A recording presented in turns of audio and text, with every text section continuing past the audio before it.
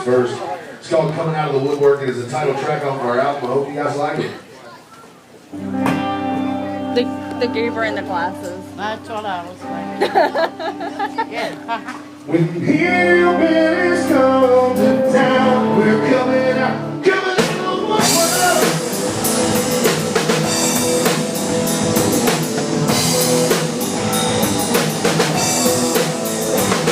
They say you're going out in the south, being proud. It's the same around here. It's different in the town. They look out in the mountains, love our whiskey by the gallon.